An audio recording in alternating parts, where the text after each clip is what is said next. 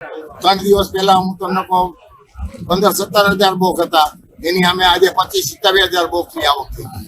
આના માટે સરકારે કંઈક તમને કોને ડીઝલ છે ને કેરી માટે ડીઝલ ની કઈક વ્યવસ્થા કરી દેવી પડે. કેરીની અંદર આ વર્ષે છે ને 4 વર્ષ પહેલા કઈ હતું નહીં. આ વર્ષે થોડું ઉત્પાદન છે, આગળ પાછળ છે ઉત્પાદન, પરંતુ કેરીની પરિસ્થિતિ એવી છે કે અત્યારે જે ડીઝલની પરિસ્થિતિને ઉભા હિસાબે કેરીનો ભરાવો તાળા યાર્ડમાં બહુ થઈ ગયો છે, જેને હિસાબે આજે ખેડૂતોના ભાવમાં સહન કરવાનો વારો આવે છે. 250 થી 300 રૂપિયા મિનિમમ એક બોક્સ ભાવ ઘટાડો આવે છે.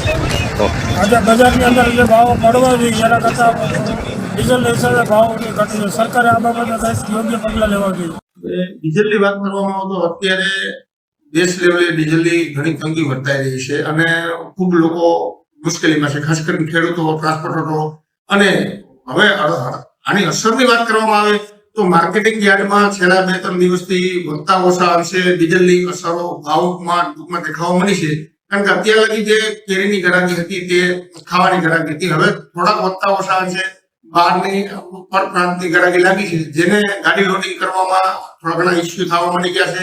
જેવી કાલ અમારી પાસે માર્કેટિંગ યાર્ડ બજાર સમિતિમાં 2-4 ફરિયાદો આવી હતી, જેને અનુલક્ષી અમે આપણા સાંસદ શ્રી રાજેશભાઈ ચુડાસમા, એમએલએ શ્રી ભગવાનભાઈ બારડ તેમજ અન્ય પદાધિકારીઓને અમે રિક્વેસ્ટ કરી, કલેક્ટર સાહેબને રજૂઆત કરી અને કાલે જે મેં રજૂઆત કરી હતી એનું આજે મામલતદાર સાહેબ સાથે બેઠક કરી અને આવનારા દિવસોમાં સુખદ નિર્ણય આવે અથવા એની કઈ વ્યવસ્થા ઉભી થાય તેવી તંત્ર દ્વારા કસમકસ ચાલુ છે અને આવનારા દિવસોમાં એનું સુખદ નિરાકરણ આવે એવી અમારી અપેક્ષા.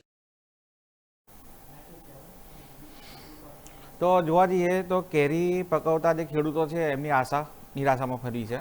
આશા રાખીએ કે જે જલ્દી મામલો સુલટાઈ જાય અને જે કહેવાય ને કે સમૂહ સૂત્રો જે કહેવાય કે જોઈએ પ્રમાણમાં ડીઝલ મળતું થાય અને એમનું છે ને ગાડું આગળ વધે.